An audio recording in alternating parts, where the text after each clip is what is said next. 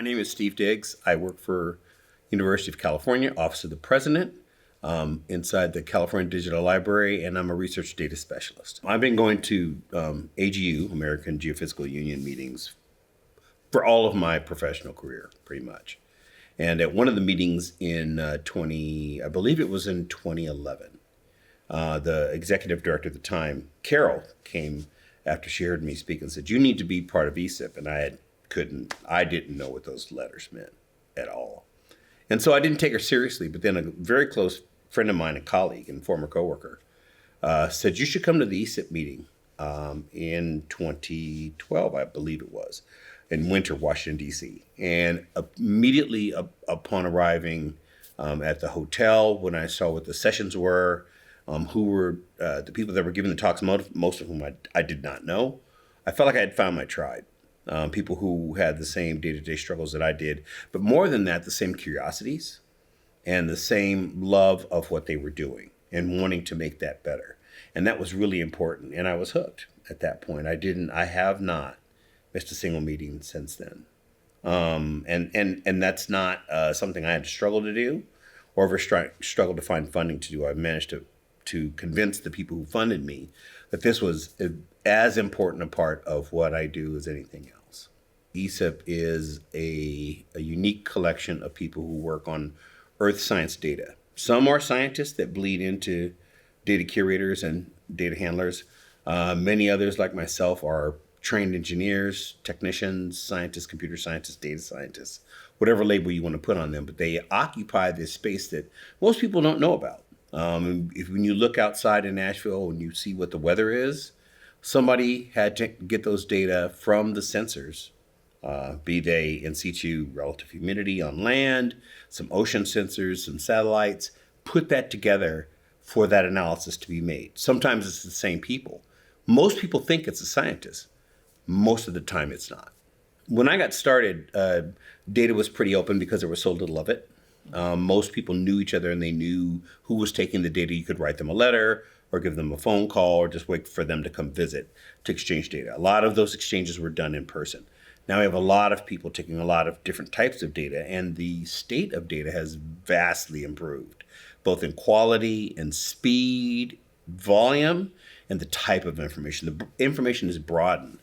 So one sensor in a region can take multiple sources in, and you can know a lot more about the world that we exist in.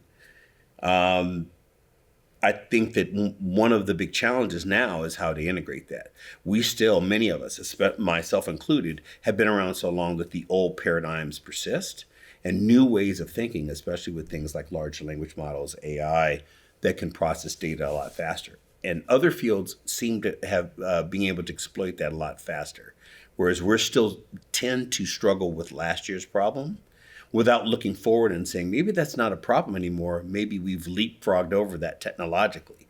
That's one of the challenges for ESIP. And I think that we're dealing with it, but I think the problem is us and our cognitively, how slow we are to change our paradigm. I think most of the changes that we see, the exponential growth in data, that's really a function of Moore's law, meaning things get smaller, cheaper, faster. We can measure things, of course. But there's also the age that we're in. Even social media is demanding it. People have their eyes on something that's telling them about the world at all times. And so what we're finding is that earth science data is kind of buoyed by that rise in expectation that you're going to have your access to information all the time. I work in a place called the California Digital Library, and yet there's no books. It is comprised of bytes that you find online. How fast can you browse through there? And we invite people to come in and find that. And yet there's no place, no digital door you enter to the California Digital Library. Behind that metaphorical door is everything. And having access to everything, with earth science being the most important thing, is critical. And so the expectation has risen, but we haven't gotten there yet with our ability to deliver. For instance, if you want to go outside and find the temperature or the size of a smoke particle, if we had a forest fire, you wouldn't be able to easily find that right away, or even know if those data have been taken. Those are the type of problems that we're attacking here at ESIP. Those are the types of problems that aren't being talked about in combination anywhere else. I certainly feel like I've gotten more out of ESIP than I've put into it. The amount of technical exchanges, and they're usually just unplanned interactions and conversations with many people I've gotten to know throughout the years, but many people who are just finishing school, who I've met for the first time, feel like they can exchange ideas here in great detail. And if you want to drill down into the, right down to the bit technical issues, you can. But you can also talk about the way that people have implemented it in their organizations. And that's just as important, because there's plenty of technically viable ideas that never see the light of day and never get picked up. And I think ESIP has a unique ability to balance those two things, to talk about it technically, how you do it, how you put that thing together, and then how do you get it out so that it's actually useful, because that thing that is technical and innovative only sees its real utility when it's used and become part of the fabric of what we do with our science data. I used to work for University of California, San Diego, which is conservative, that community is 70,000. I now work for the Office of the President, which comprises the whole university, which is half a million people. But I exist in an office of 12, and there's only 4 people, research data specialists such as myself, in that office. Not a lot of chances for technical exchanges, because we all work on very siloed, separate things, no matter how much we want to get together. If I want to get together with people who are working on things that I'm working on, the type of things, even if it's not exactly the same subject, I come to ESIP. That's where the technical exchange about things like climate and forecast, vocabulary, intricacies are really discussed. And you have time at dinner and lunch and between sessions to really talk about things in the way that you need to. This is very much work, but it's very enjoyable and gratifying, because you can really have the conversations you need to have. And if I was to sum up ESIP in a particular way, I would say come to ESIPs to have the conversation you've always wanted to have about what you do. I would like to reach out to all the first-time ESIP people and tell them that it can be very overwhelming. You can feel that there's other people who have this sort of locked up, the old-timers speak in shorthand, and they're really going, and you may not find opportunities to make your voice heard or to offer your opinion.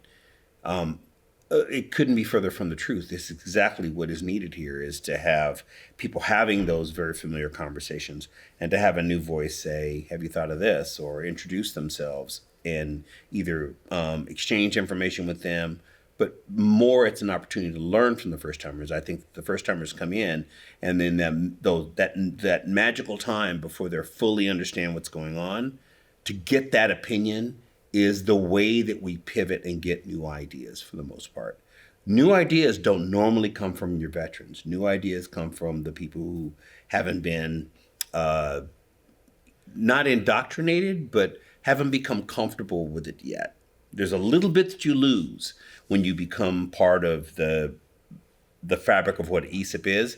And in that time that you get interested and first participate, there's kind of this golden hour almost when you can give an opinion that's not influenced by what you've already heard. So ESIP is 20 plus years old. I don't remember exactly how old, but it takes that long to succeed and fail many times to figure out how you're durable. And a durable organization that's still thriving and that welcomes newcomer is one of a kind.